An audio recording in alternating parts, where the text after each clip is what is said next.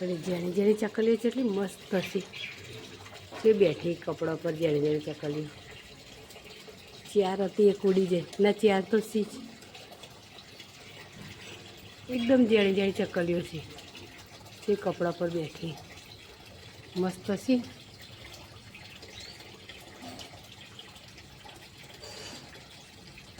Good morning, જય શ્રી કૃષ્ણ, જય માતાજી. સ્વાગત છે તમારા બધાનું મારા એક ફ્રેશ વિડીયો વ્લોગમાં.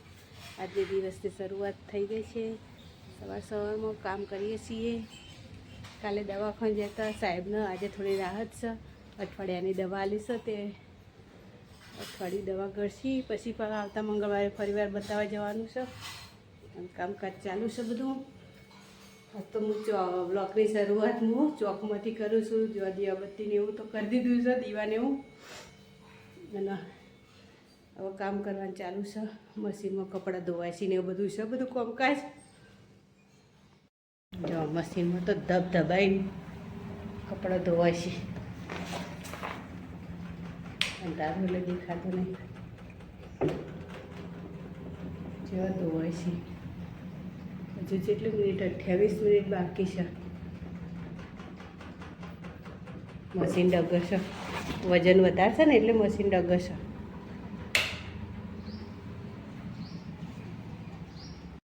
કચરો વાળતા વાળતા આટલો કચરો વાળે પછી કેટલા વિડીયો ઉતાર્યો એટલે આટલો વાળતા વાળતા આટલા આવીશું પછી વિડીયો ઉતારવાનું ચાલુ કરી દીધું. અને ચકલીઓ તો હવે આગળ છે અમારે. જ્યારે કેવી છે ઉડી જાય જ્યારે જ્યારે ચકલીઓ છે બધી જ્યારે જ્યારે ચકલીઓ જ્યારે ચકલીઓ બહુ આવી ખબર નહીં વચ્ચે આવડી આવડી નેની નેની નેની ચકલીઓ આવડી સિંચવાઈ અને ચોથી આવી ખબર નહીં એવો પણ આગળ સી અને પાછળ એવી ઝેર ઝેર ચકલીઓ આવી છે બધી.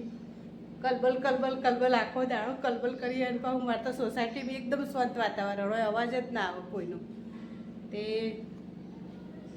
ચકલીઓનો બધા ગમે તે ફર સાધનનો ચકલીઓનો ગમે તે પશુ પંખીનો અવાજ એટલો ચોખ્ખો જ સંભળાય, એટલું શાંત વાતાવરણ હોય સોસાયટી. કોઈ ઘરની બહાર હોય જ નહીં, ખાસ હવાના કામ ધંધો હોય ને ઘરમાં ને એવું બધું હોય એટલે અવાજ શાંત હોય છે એકદમ. એટલે હેડો કચરા બચરા વાળી દઈએ. જો આજ તો આજ પડી જાય અમુક કામમાં હું થી તમને બતાવું. હજુ તો જો આ એક બાજુ તો કપડાં હંકેલવાના બાકી છે, બીજું બતાવું તમને કામમાં શું થયું. આજ તો એટલી કંટાળી જઈશ ને હું આખો દિવસ ઊંઘવા નહીં મળ્યું, બેહવા નહીં મળ્યું, એટલો થાક લાગી ગયો છે ને. આજ તો ઓછામાં પૂરતું પાવા તો જો સવારની વેળા કેવું થયું ખબર, ચા બનાવતા તને બાટલો જતો રહ્યો. તે પછી એ બાટલો જતો રહ્યો ને એટલે સાહેબ લેવા ગયા તે હવા બારે લઈને આવ્યા બાટલો. અને એકતાને બાટલો લઈને આવ્યા એટલે મારે તો રોધવાનું તો બાકી જ હતું, હવા બાર થઈ જતા રોધવાનું બાકી હતું. કામ તો કરી લીધું હતું હવાનું પણ રોધવાનું બાકી હતું. તે પછી રોધવાનું તૈયારીઓ કરતી હતી અને એકતાનો ફોન આવ્યો. તો કે મારો એને જે પેલું નાસ્તા માટે બધું તૈયાર કરીને લાવી હતી ને એના પર ભોણિયો રમતો છે, ભોણિયાએ બધું ઊંધું પાડી દીધું. તે બધું વિખરાઈ ગયું. તે મને કે મમ્મી હવે તું બટાકાને એવું બધું બાફીને રાખ અને કે હું આવું છું તે લેવા ઘૂઘરાને એવું બધું બનાવવા માટે બટાકાને એવું બાફવું પડે ને તે ઘૂઘરાનું. તે પછી એક બાજુ રોધતી જાય ને એને ઘૂઘરાનો માવો ને એવું બધું તૈયાર કરતી જાય. હવા બારે તો બાટલો લઈને આવેલા. હવે વિચાર કરો હું કેટલા વાગે રોધી છે એનો માવો તૈયાર કરી આલ્યો ને. પછી કુમારને ફોન કર્યો, તે માવો પહેલાં તૈયાર કરી આલ્યો પછી રોધ્યું. પહેલાં એનો માવો તૈયાર કરીને આલ્યો એટલે કુમાર આવીને લઈ ગયા. અને પછી મેં બનાવી શાક અને બાજુ મિક્સ શાક અને બાજુ રોટલા કરી દીધા. અને પછી ખાધું તે ચેટલું હવા 2 થઈ ગયા. હવા 2 નવરી થઈ અને 10 જ પછી સાહેબ આવ્યા ને એકતાને આવ્યા, બધા વાતો કરી અને પછી સાહેબ ખાઈને જાય ને હવા 2 અઢી વાગે. અને જેવી નવરી થઈ એવી જ જેવી હું નવરી થઈને એવી જ મારા દિયરનો મારા દેરોણીઓ ને બધા આવ્યા. તે બેઠ્યો અને એમને ચા પાણી કરીને હવા 4 વાગ્યા સુધી બેઠ્યો. એટલે આખો દાડો જતો રહ્યો મારો, ઊંઘવા મળ્યું નહીં. થાક તો એવો લાગ્યો છે બરાબરનો. અને ભોણાભાઈ અમારા હોય આવીને ઊંઘી જતા. તે એને પાછો ફોન કર્યો તે સાહેબ લઈ ગયા.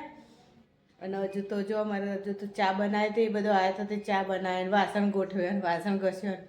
હજુ તો કવર ને બધું ધોયું હતું. તે કપડાં તો હજુ હંકેલવાના બાકી છે અને બીજા કપડાં તો હજુ બહાર મૂકવા છે. આવું કામકાજ છે આખો દાડો મારો. બાટલો જો લાયા તાણો જો આખો દાડો જો તો બીજો તો આટલો કપડો લેવાનો બાકી છે તે લઈ લઈએ. હોત તો પડી જાય, હોત તો પડીએ જાય. એના કપડાં હજુ લેવાના બાકી છે તે લઈ લઈએ. આખો દાડો અમો જતો રહ્યો મારો, ખબર ના પડી. શિયાળાના ટૂંકા દાડામાં ખબર જ નહીં પડતી ચો દાડા જતા રહી ચો જાહેર ખબર જ નહીં પડતી. કોમો આખો દાડો એ ઓઢણી ફાટી શું હજુ ત્યાં નીચે પડી જાય કપડો. પેલ બાજુ કોક રોકેટ જેવું જાય છે, મોબાઈલમાં નહીં દેખાતું. વાદળો જેવો સિયાસો પાતળો. હવે સૂર્યનારાયણ દેવ વહેલા આવીને ઘેર જતા રહી. શિયાળાના દાડા આમ તો ઉનાળો હોય ને તો 8 વાગ્યા સુધી રહે, પણ શિયાળો છે એટલે વહેલા જતા રહી એમના ઘેર. અંધાર થઈ જાય વહેલા. શિયાળામાં ટૂંકો દાડો હોય એટલે અંધાર થઈ જાય. જો કપડાં લઈ લીધા છે. આ તો સોફાને કવર ને બધું ધોઈ હતું. પાવ કાલ જવાનું છે બહાર, એટલે એક દાડો જવાનું એક દાડો ઘેર એવું બધું છે. જો અમારું એલોવેરા હતા વરસાદ આવે ને તે હવે મસ્ત પાછું લીલોસમ થઈ ગયું છે. એકદમ વચ્ચે પીળું થઈ ગયું હતું પણ હવે વરસાદ આવ્યા કરે છે ને તે વળી લીલું થઈ ગયું છે. તે સારું છે. અને પોગર્યું કેટલું મસ્ત મોટું દઈક થઈ ગયું છે. એટલે હવે કપડાં લઈને હંકેલ દઈએ, કારણ કે કપડાં હંકેલવા તો પડશે ને. 100 તો વાગીએ જ્યાં પછી હંકેલીને કોમ કરી દે એટલામાં તો રેકેટીનું ફસાઈ ગયું આ સોપાલામાં તે પાડે છે. અને મારે કપડાં હંકેલવાનું બાકી છે. અને જે રેકેટ પાડે છે એનું રેકેટ રમતો હશે મારે આસોપાલામાં ફસાઈ ગયું છે તે પાડે છે. એટલે આપણે કપડાં હંકેલ દઈએ. જો અમારી સોસાયટી તો એકદમ સુમસામ અને અંધારું થઈ જવાય. લાઇટો ચાલુ થઈ જાય, સ્ટ્રીટ લાઇટ, અને એકદમ સૂનું બધું. પેલું પક્ષી જો સાહેબ ઘેર આવ્યા અચાનક અને હું કરી જોયો આપણો વઠવઠ કરવા લ્યા. એ તાળી બનાવી આદુવાળી ચા પીવું છું. ત્યાં તો કેટલા વાગ્યાની ચા બનાવી ખબર હે તમને? કેટલા વાગ્યાની ચા બનાવેલી તમે પીવો છો? ગમે તેટલા વાગ્યા. અને એમાં પાછી ઢોળી પ્લેટફોર્મ ઉપર નહીં ઢોળાય થાય છે લે થાય તો હું કર લઉં. હવે તું કરવાની પોતું માર દે. આવું કામકાજ છે. બોલો આવું કામકાજ છે અમારા સાહેબ ને. થાય એ કરી લે બસ, બીજું કોઈ કહેવાનું જ નહીં. કોઈ થાય એ કરી લે એવું છે અમાર જિંદગીમાં. હસી મજાક બધું ચાલ્યા કરે છે. હસી મજાક રોવાનું ધોવાનું બધું એ ચાલ્યા કરે. જો હું બપોરે 4 વાગ્યાની બનાવેલી ચા હવે 100 વાગે પીવું છું. આવું કામકાજ છે મારો. 4 વાગે બનાવી હતી ચા, હવે પીવું છું. તો આવો બધા ચા પીવા.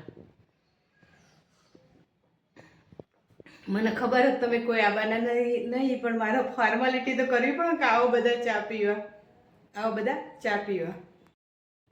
ચલો હેડો હવે વિડીયોને આટલા જ એન્ડ કરી દઈએ. મારો વિડીયો ગમે તો લાઈક કરો, શેર કરો ને સબસ્ક્રાઈબ કરો. કાલે ફરીવાર મળીશું નવા બ્લોગ સાથે, નવા દિવસ સાથે. ચલો ગુડ નાઇટ, જય શ્રી કૃષ્ણ, જય માતાજી.